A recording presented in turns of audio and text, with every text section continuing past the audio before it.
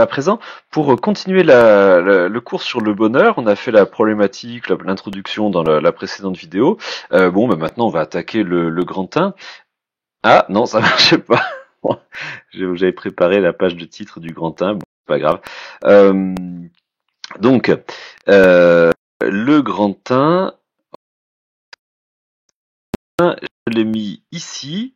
La relativité est-elle essentielle au bonheur? C'est-à-dire que dans ce grand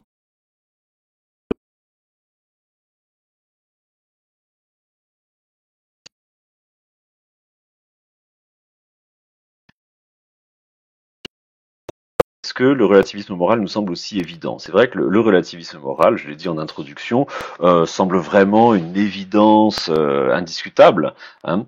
Et il y a à cela des raisons, donc on va chercher en fait les arguments qui vont dans le sens de la thèse du relativisme moral.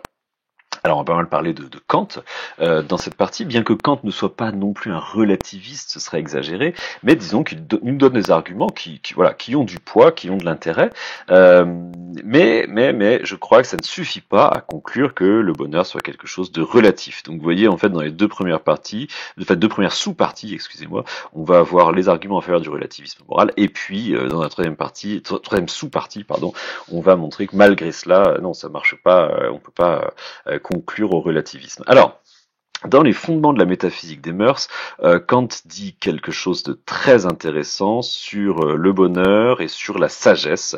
On va revenir sur cette notion dans le petit 1.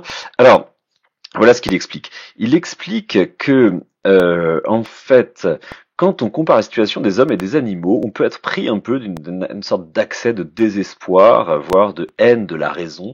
Il appelle ça la misologie. Tiens, je vous le mets ici, la misologie. Donc non, c'est pas la science des soupes miso.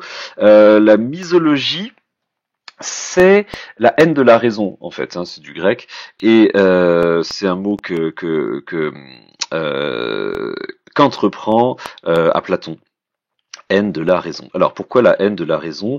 Parce que en fait, quand on compare la situation des hommes et des animaux, bon, on observe que les animaux, en fait, guidés par l'instinct, se retrouvent finalement dans une position qui est peut-être beaucoup plus avantageuse que les hommes pour ce qui est du bonheur. Parce que les hommes n'obéissent pas à l'instinct, les hommes ont cette étonnante propriété de pouvoir s'émanciper de leurs instincts naturels et de pouvoir gouverner leur vie par eux-mêmes. C'est-à-dire que l'homme est naturellement majeur. Vous savez, on a déjà parlé maintes et maintes fois. Depuis le mois de septembre.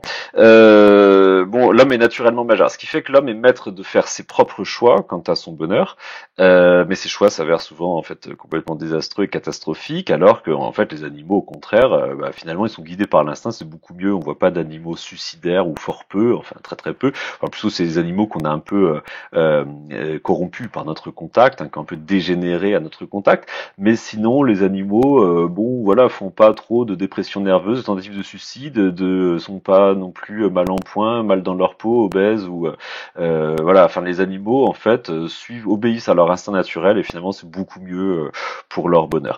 Donc, on peut se dire mais à quoi bon la raison? Pourquoi on a cette faculté finalement qui nous induit en erreur et qui nous fait faire toutes sortes de sottises complètement délirantes?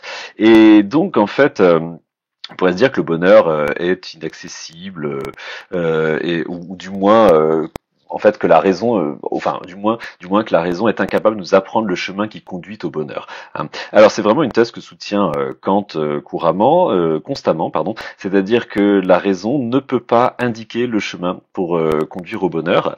Et donc, dans cette mesure, Kant discute beaucoup. Enfin, non, c'est même pas qu'il discute. Il remet en cause l'idée de sagesse telle qu'elle se définissait dans les philosophies antiques. Les philosophies de l'Antiquité se définissaient comme sagesse, c'est-à-dire que leur projet c'était de trouver la vie bonne, hein, que la raison nous indique la méthode pour vivre bien, hein.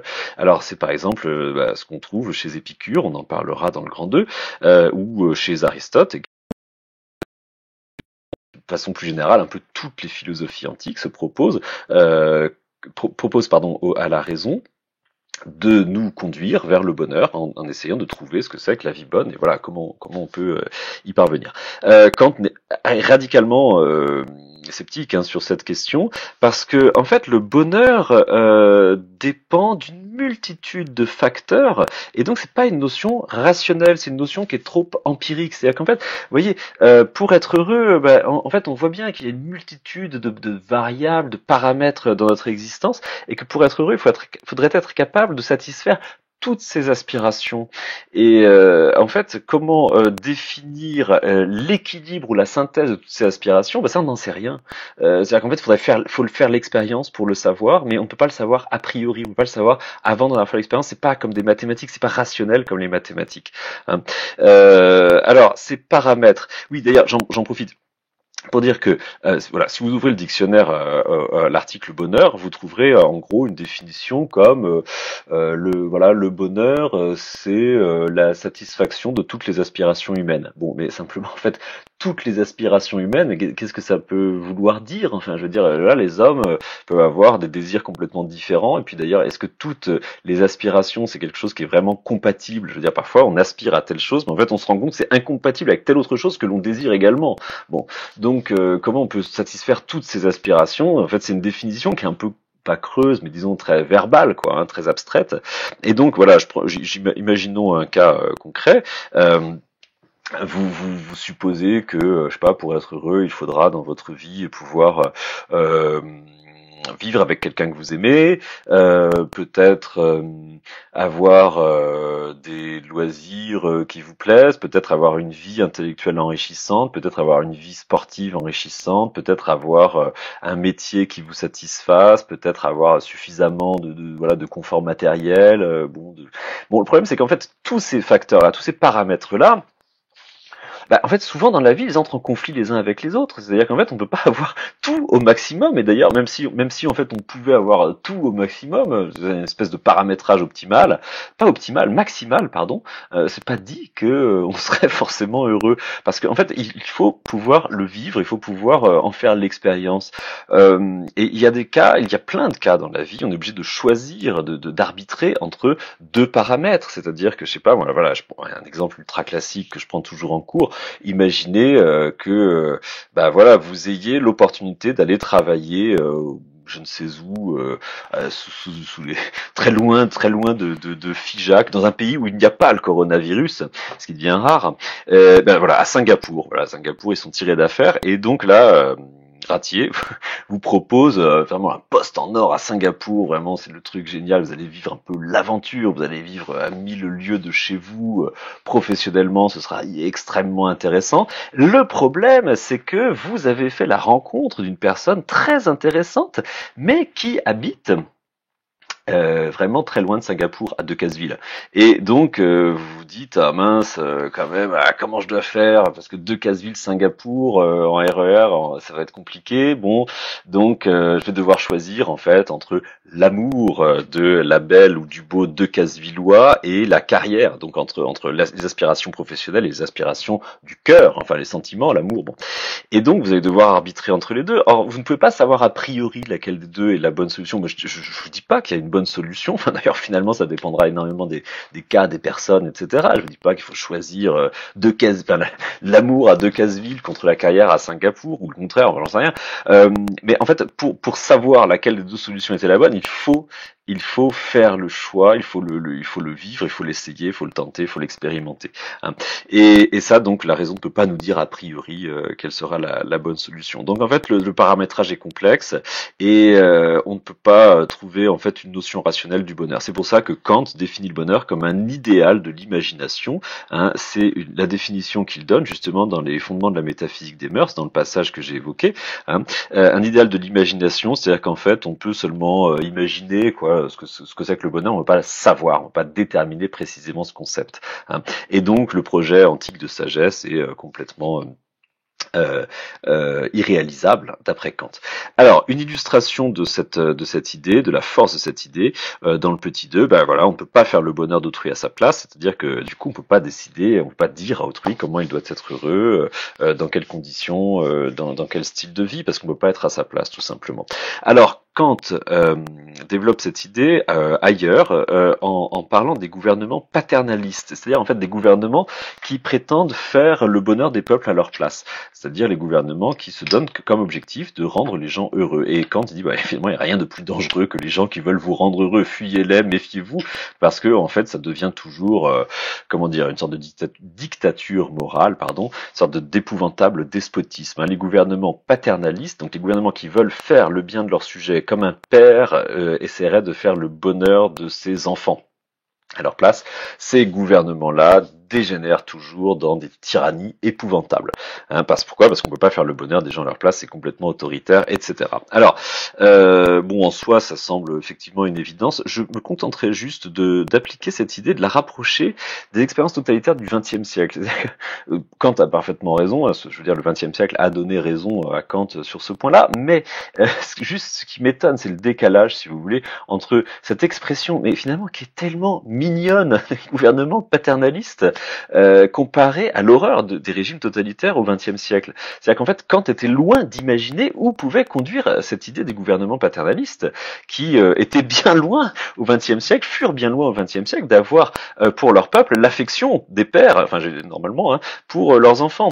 C'est-à-dire que finalement, l'expérience totalitaire au XXe siècle, je sais pas, en URSS par exemple, c'est quelque chose qui va tellement plus loin que simplement, vous voyez, l'autorité excessive d'un père. Alors, totalitarisme, juste une précision sur ce mot. Le mot totalitarisme a été, c'est étonnant, a été utilisé pour la première fois par des détracteurs du régime fasciste italien dans les années 20, c'était dans la presse, voilà, des gens qui s'opposaient au fascisme italien, plutôt au projet de Mussolini, qui disaient oui, c'est l'horreur, en fait, c'est ce que les fascistes veulent faire, c'est du totalitarisme, c'est-à-dire en fait prendre le tout de la vie et englober en fait le tout de la vie, prévoir tous les aspects de la vie, laisser aucune forme de liberté aux gens. Concrètement, effectivement, c'est ça le totalitarisme, c'est vraiment l'État qui absorbe tous les aspects de la vie, Et en fait, les fascistes italiens, en lisant les propos de ce critique, se disent ah mais c'est formidable, c'est exactement ça qu'on veut faire. En fait, le totalitarisme, c'est formidable, c'est vraiment voilà, on prend en charge tout et l'individu n'a plus rien à faire. Et donc en fait, les fascistes italiens ont repris ce terme à leur compte comme une sorte d'éloge, alors qu'à la base, en fait, finalement, non, c'est une critique horrifiée du concept. Et c'est vrai que cette notion de totalitarisme va exactement définir finalement l'ambition de ces régimes fascistes, soviétiques, etc. C'est-à-dire prendre en charge l'intégralité de la vie des citoyens et ne leur laisser finalement aucune marge de manœuvre. C'est-à-dire voilà, si vous êtes une bande de copains et vous, je sais pas, vous jouez au baby-foot, vous jouez à pétanque, à la pelote basque, ou je ne sais, et vous voulez faire une association pour vous retrouver ensemble, etc. C'est pas la peine. Dans un régime totalitaire, c'est pas des individus qui peuvent prendre ce genre d'initiative. C'est l'État qui va prendre ce genre d'initiative et décider tout à la place des individus, à la place des gens. Donc c'est le spectacle que quand on faut aller voir ça en Russie. C'est indescriptible. Quand on va en Russie et qu'on voit en fait les vestiges de l'architecture soviétique, c'est absolument ahurissant. C'est-à-dire que vous avez des bâtiments à la fois qui témoignent d'une extraordinaire confiance dans l'action publique, parce que en fait il y a nulle part des bâtiments publics aussi beau, je veux dire extrêmement orné. Vous savez que le métro de Moscou, quand même, est orné de lustres en cristal, des stations qui sont intégralement plaquées en marbre. Enfin, c'est vraiment étonnant, quoi, quand on débarque de France, qu'on a vu le métro, je sais pas, parisien, mettons, alors vraiment. C'est vraiment le dernier endroit sur Terre. Et puis alors on arrive à Moscou avec un métro en or massif. Enfin, c'est vraiment absolument étonnant. Et en même temps, toute cette architecture soviétique est là pour dire une chose. Elle est là pour dire aux individus, vous n'êtes rien, vous n'existez pas. C'est-à-dire quand on se retrouve au pied de ces bâtiments grandioses, on se rend compte qu'effectivement l'individu n'a pas beaucoup d'importance, l'individu n'a pas sa place dans ce régime-là. Donc à la fois, on a mis tous les moyens pour l'action publique, pour l'éducation, pour le sport, pour les arts, etc. Et en même temps, individuel et de l'épanouissement individuel. Voilà, c'est ça le totalitarisme. Alors, dernier point, maintenant, pourquoi est-ce que enfin non, pardon, je coupe la vidéo ici, et je ferai le petit complément sur la critique du relativisme après, parce que sinon ça va encore planter. Voilà, je vous retrouve plus tard.